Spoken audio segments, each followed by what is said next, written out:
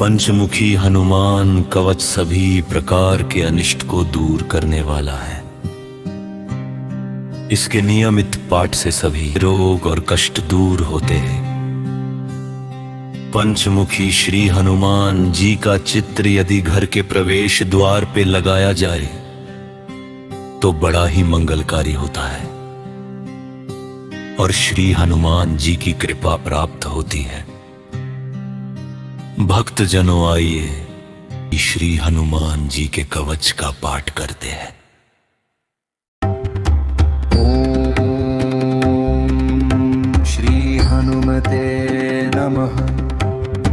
पंचमुख हनुमत कवचम श्री गरुड़ उवाच अथ ध्यानं प्रवक्ष्यामि।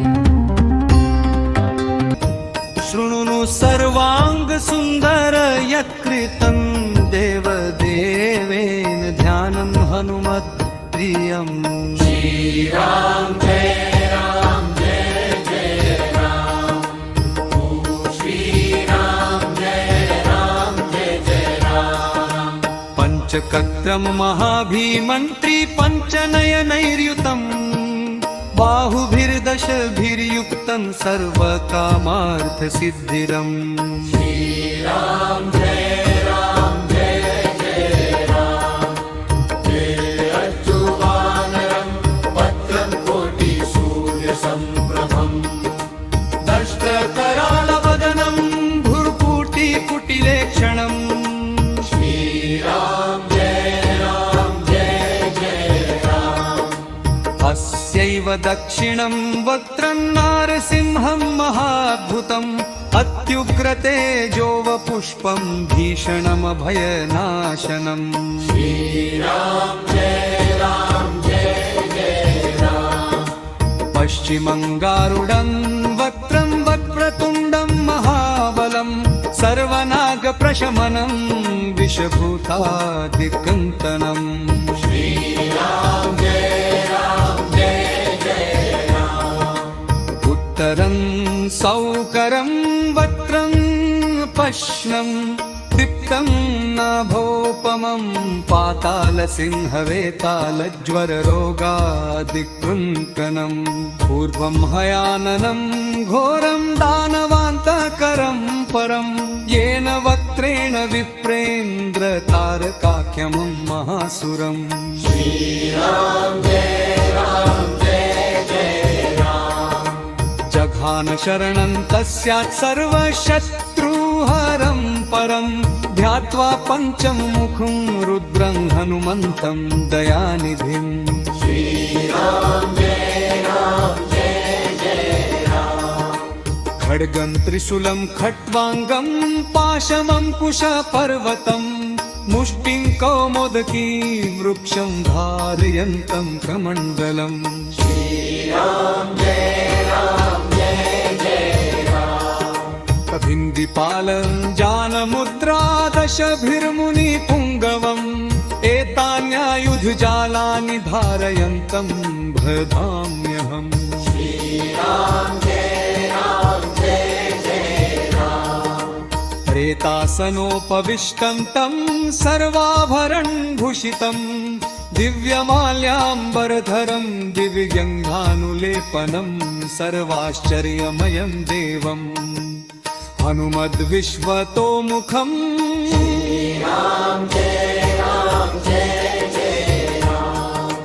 पञ्चास्यं च्युतमनेकविचित्रवर्णवक्त्रं शशाङ्कशितरं कपिराजवरम्।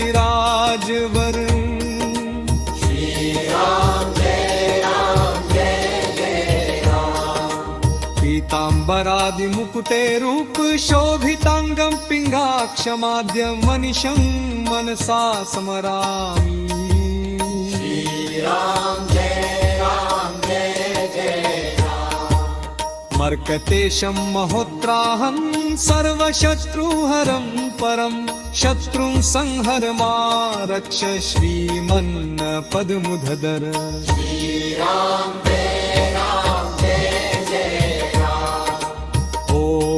मर्कट मर्केत मन्त्रमिदं परिलिख्यति लिख्यति लिख्यति वामतले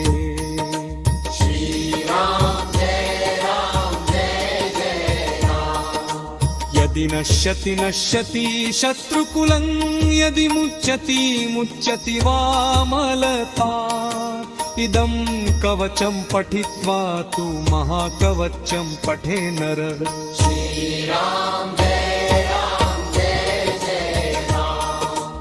एकवारं जपेत् स्तोत्रं सर्वशत्रुनिवारणं द्विवारं तु पठेन्नित्यं मुत्रपौत्र प्रवर्धलम्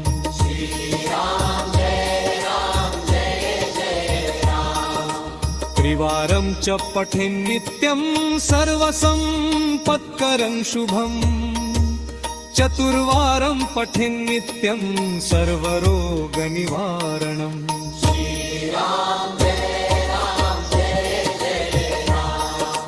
पञ्चवारं पठेन्नित्यं सर्वलोकवशङ्करं षड्वारं त पठेन्नित्यं सर्वदेवविशङ्करम्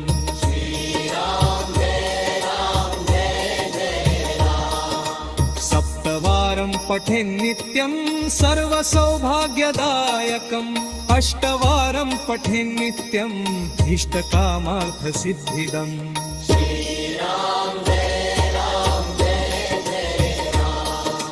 रुद्रादित्यं पठेन्नित्यं रात्यप्रपवावक्रिया दशवारं पठेन्नित्यं धीरोच्यत्यामधशरम्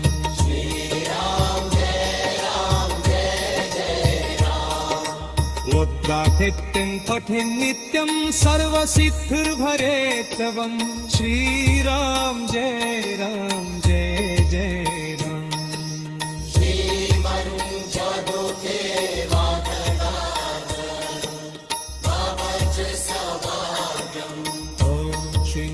हनुमते नमः।